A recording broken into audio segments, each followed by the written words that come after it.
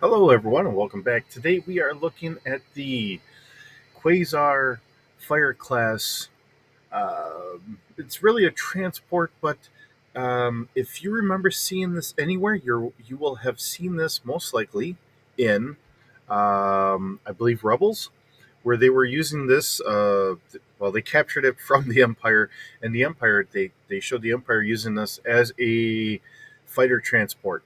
Um, which is funny because I know Dave Filoni has grabbed items like this and used them from the old West End Games book line.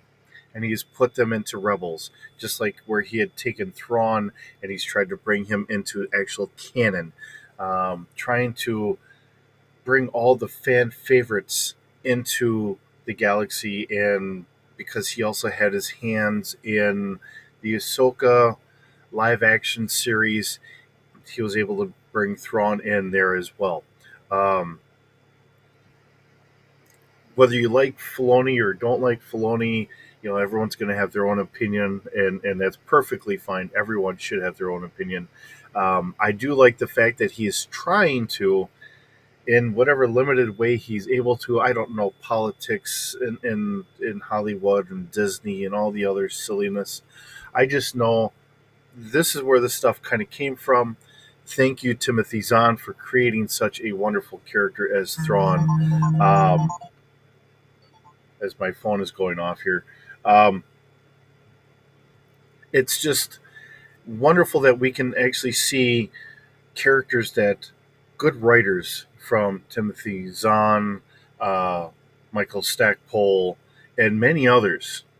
Those are the big ones that I always remember, but there's many others, Christy Gold and the like, that have done a lot of good work for doing expanded universe and that, and now we get to see some of this stuff brought out. So, without any further ado, here we have the Quasar Fire class bulk cruiser, um, which was later kind of retro engineered into the Alliance escort carrier, and that's where we get this. So this was for characteristics wise. This is all on Wikipedia. So if you want to see where I'm getting it, because I know I'm not the best reader and yeah, I'm not the best speaker in the world. So, um, but this was designed by the Celestin Mega Corporation Sorosub. The Quasar Fire class bulk cruiser represented or resembled a triangle with a bridge in the front and a cargo bay at the back base. The cargo bay could be modified to house various freight modules or, in some cases, passenger modules. Uh, they were armed with two forward light turbo laser batteries. With thin armor and shielding, it ran about 350 meters of length, while the stock model featured no weapons really. Freight companies and smugglers often added turbo laser cannons to help protect itself. A typical crew of the ship was roughly around 250 personnel. Historically speaking, though, although they were designed as cargo freighters, the Rebel Alliance saw them as a relatively easy way to transport starfighters. In an engagement to support them with full service hangars close to the site of battle, the Rebels acquired some of the freighters at auction and took them to the secret rebel shipyards where they were stripped down and rebuilt into starfighter carriers over several months.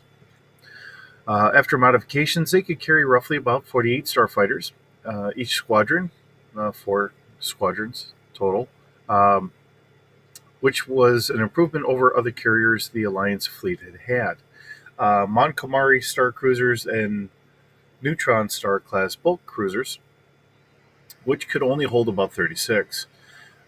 When the Celestins joined the war shortly before the Battle of Endor, they donated 8 Quasar Fire class ships to the Alliance, who then gave them to, oh, the Virgilian Free Alignment.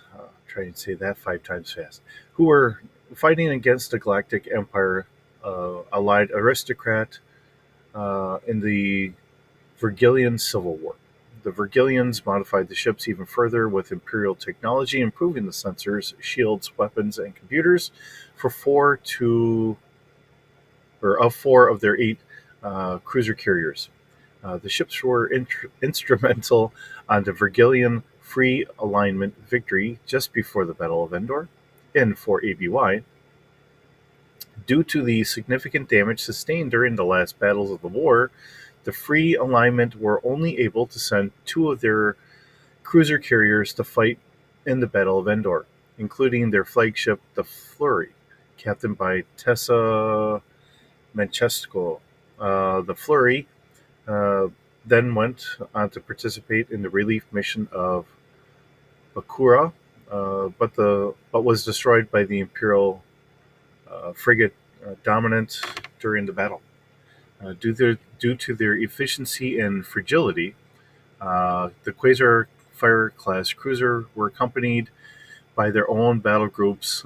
They were scattered across the galaxy and only brought together when Alliance needed a large concentration of starfighters. By the time the Battle of Yavin, the Alliance had lost two of the original ships, although many still remained in active duty. The Quasar Fire class ship, Battle Dog, was part of the group of two for the solo fleet during the Warlord Zin Zinjin in 7 ABY under the command of Captain Greg Sullivan. A Quasar Fire class cruiser named the Thrust served in the battle near the Bilberini system in 25 ABY. The ship was commanded by Mac Jolin. This is, I have to agree. With so many actors, you can write a lot of these names down, but when you're trying to actually pronounce them, it is very difficult. So, looking at behind the scenes here, uh, the Truce of Bakara, the starship Flurry was of this class, but it was never really identified until it was released in the Truce of Bakara source book, which I might have, I don't know. If that came out during the, um, uh, my mind is drawing a blank here.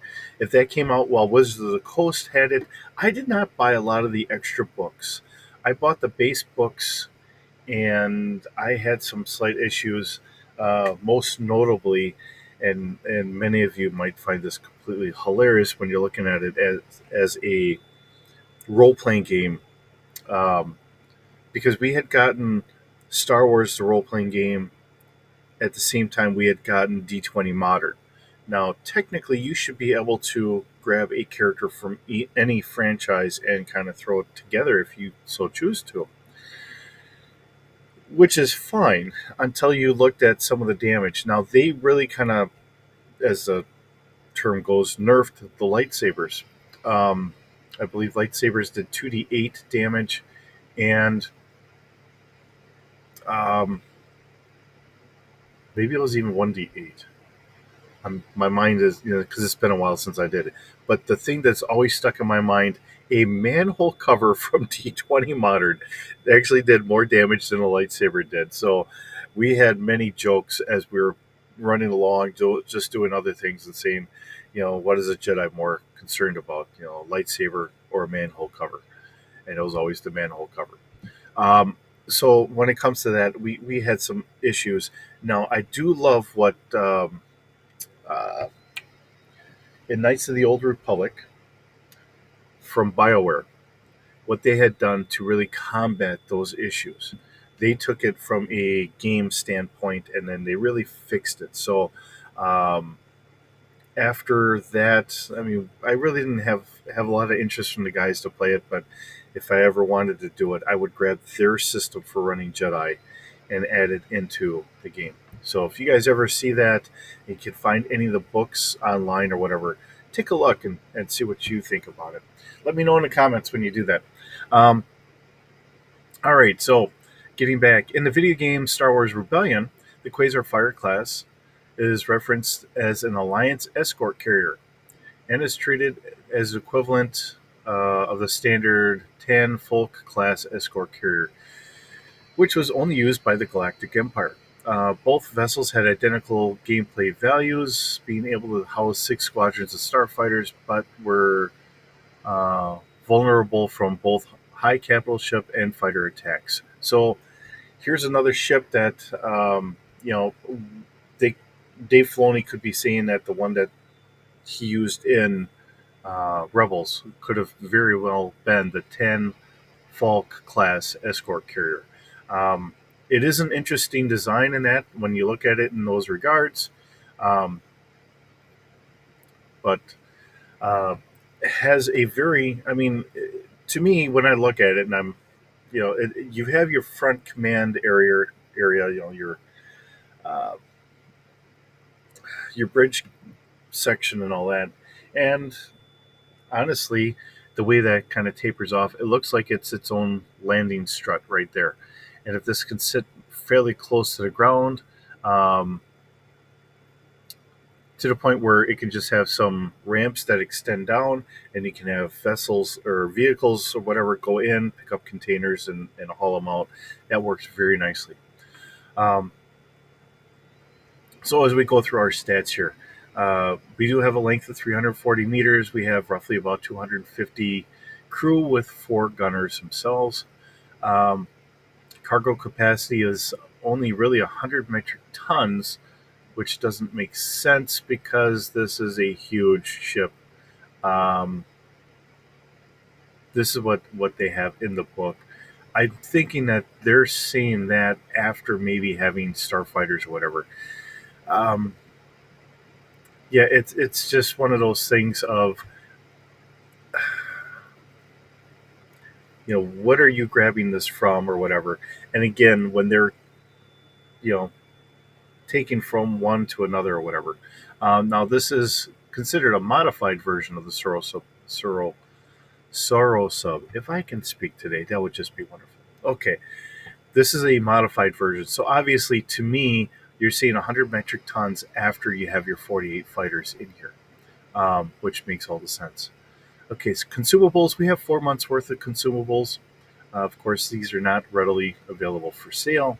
Has a hyperdrive of times three, which kind of cuts down a lot of the extra engine area that you're going to need, saves it for cargo space here. We do have a backup hyperdrive of times 10, which is really respectable in all regards.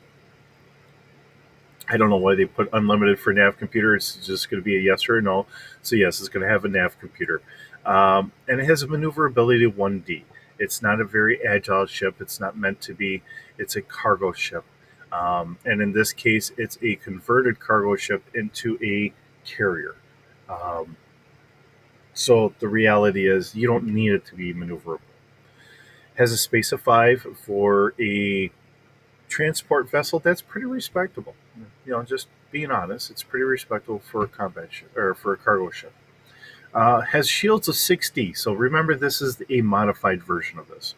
So as a shield of 60 to be able to protect it from whatever onslaughts being thrown at it from other capital ships. Not too bad.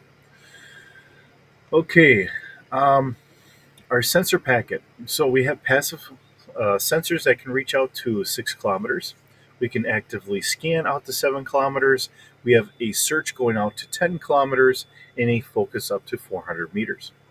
So looking at our two turbo laser cannons, which require a two on each cannon. So that's our four gunners up here. Um, let's see, has a fire control of 3D, so it's actually above average for its fire control. Its damage, on the other hand, is only 2D. So my guess is these are for anti-starfighter. Okay, so you're going to be up a little bit higher, so you're going to knock those two off when you're shooting at a starfighter. So really, it's a 1D, so it's going to be a little bit more rudimentary because you're talking about smaller, faster craft with a bigger gun. Um, and then your damage would go up. So now it would be 40. So that's pretty much our on par with being average. So there's nothing really wrong with that. Uh, four tractor beam projectors. So trying to recover starfighters or whatever, you can actively grab them, bring them into your bay, park them wherever you want to. Um, The whole thing is when you look at some of this stuff. I know that in Rebels, um, because we quite often we see TIE fighters hanging in the racks. They can also sit on the ground. So the question is, where do you need them to be stacked up? And when you look at starfighters and say, this is a fairly good sized ship that is a very nice, big, wide mouth of a hangar bay. Um, how are we storing these? Are these in racks? Or do we have shelves? Like a shelf system for the fighters to go in there. Obviously, you don't need the fighters themselves to fly in there. You can use your tractor beam, place it in there, and then grab the next one. So, really, that's what we're looking at today. It is an interesting design, a very usable one for so many different ways. To keep in mind that we do get to see this in Rebels, um, and that this is originally supposed to be nothing but a bulk freighter. Um, but it's been converted. So, like so many other vessels that get used by the Rebel Alliance. But the fact that they had the Empire doing the same thing. Now, I know some people have had questions because as I troll around on YouTube and I look at different videos and that, I didn't watch the video, but somebody said, "Does this even make sense?" When you look at it as this was a bulk freighter that the Rebel Alliance converted, and that was the original concept of this ship. It makes all the sense in the world. Um, quite often, the Rebel Alliance was using bulk freighters and that for manufacturing ships, or at least manufacturing parts for ships, because they always had to be on the go. They didn't spend a lot of resources making a lot of different bases. I mean, we do see them in Empire Strikes Back building a base, but they didn't do a lot of that. They like to stay mobile so that way, maybe you'd land some ships down. Um, and I'll use Hoth as an example. Maybe they had all the different parts that they needed to build other ships, but they needed the room. So you land your Gallifrey medium freighter, which is our standard ship, and that we see. You land them down, you roll off all of your different parts, you assemble it there, and then you get the fighters out of there as fast as you can. So maybe that's part of what was really going on, or maybe the behind the scenes extended universe of what was kind of going on. You know, we're looking at it as a base that, yes, it got attacked and everything else, but if you're always worried about being attacked and found by the Empire, do you really want to set down a good footing somewhere that you can be found? Um, and I know that this, Hoth is way out in the outer rim and all that, but it's still some of those things. It's always a cost analysis, right? Is it worth the cost of putting down materials and time and all that to make a base compared to just staying out in space and maybe link up a couple ships, offload some stuff here and there, and then you just buzz on out of there. So, um, again, with space being very vast and all that, who knows? It's all fantasy, so you can make whatever anywhere. So, with that being said, I hope you're still enjoying the series. I enjoy bringing this to you. We're going to keep this up because it's interesting. We get to see ships that we get to see glimpses of being brought in here. Like today, what was the actual origin? This was really a bulk freighter. So now we're using a bulk freighter for a transport, or essentially an aircraft carrier. So we'll see you in the next video. Have a good day. Happy Memorial Day.